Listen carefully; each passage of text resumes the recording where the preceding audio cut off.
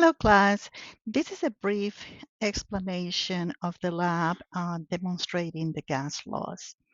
So to complete this lab, the first thing that you're going to do is you're going to go all the way down, all the way down, all the way down on the sections that says resources. And what you want to do is to download the lab report document.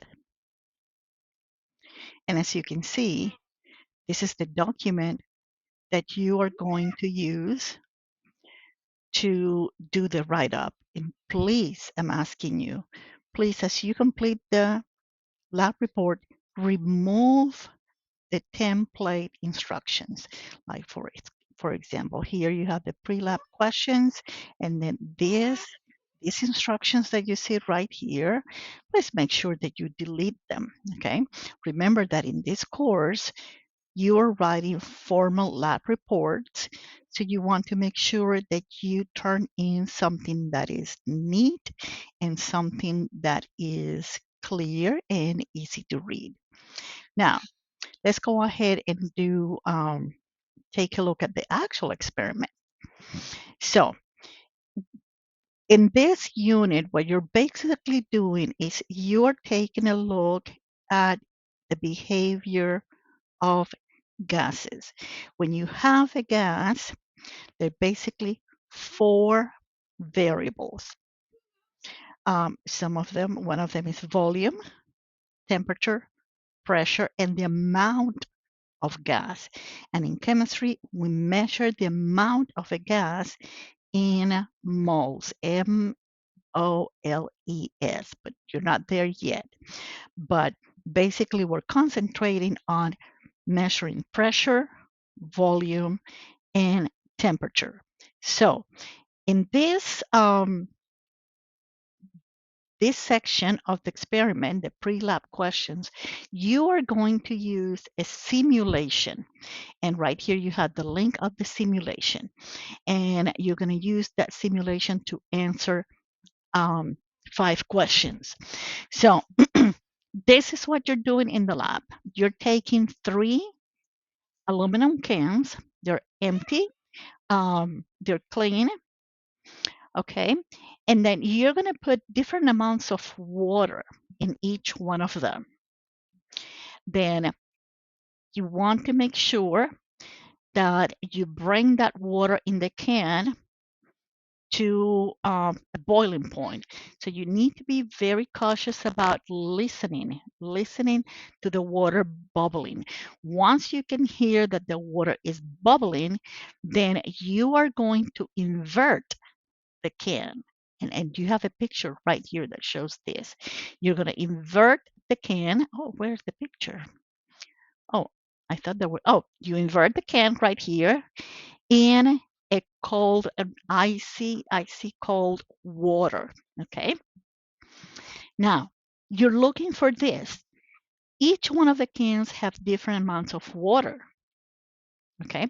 You're going to bring the water to a boil, and then you're going to invert the can. So, what are you measuring in this lab? Well, you're measuring sort of the amount of the crushing effect, okay? And your hypothesis should be about the amount of water that you're placing in the can. That is your independent variable, the amount of water. And what are you measuring? You're measuring the crushing effect. So you need to be able to be very clever to figure out which one of the cans crushed the most and which one crushed the least amount. Okay, so there you have your independent and dependent variable. Let's go back to the pre-lab questions. On the pre-lab questions, they're asking you to use this simulation. Pay attention to this because in that simulation, for example, on the first part, they're asking you to find the relationship between volume and pressure. Okay, find the relationship. What happens to the pressure of the gas if the volume increases? What happens to the pressure of the gas if the volume decreases? And then you need to explain that at the molecular level. In terms of the molecules, what is happening to the molecules as the gas goes through those changes? So for each one of the questions, you always need to make sure that you go back and you take a look at what's going on at the molecular level. Are the molecules moving faster? Are they getting closer together? Okay, all that kind of stuff. Now, question number 4, they're asking you, what is the combined gas law? And what is the relationship between that gas law and with Boyle's law, Charles' law?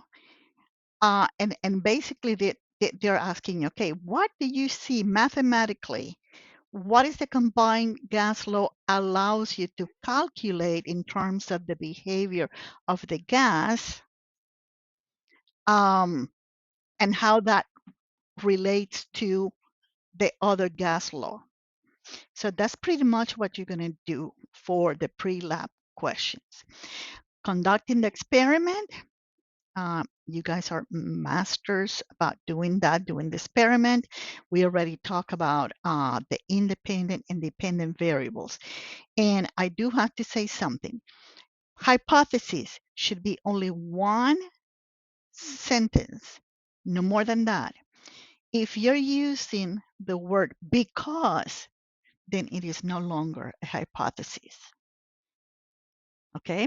So, what are the things that you're looking at?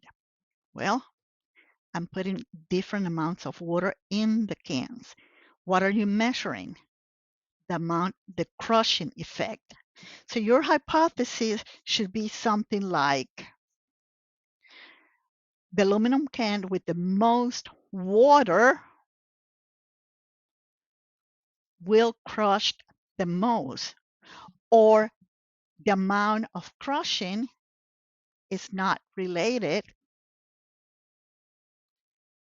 to the amount of water. So you need to work, make an educated guess in terms of your independent variable and your dependent variable. That is really important, and it's an important skill. Then once you read all the instructions, okay, and once you conduct the experiment, then I think that this is the easiest part, because you are going to analyze your results. So make sure that you take time and make sure that you not only answer the question, but that you explain. The conclusion. The conclusion should be a thorough analysis of your hypothesis. Do you support your hypothesis? Were you able to disprove your hypothesis?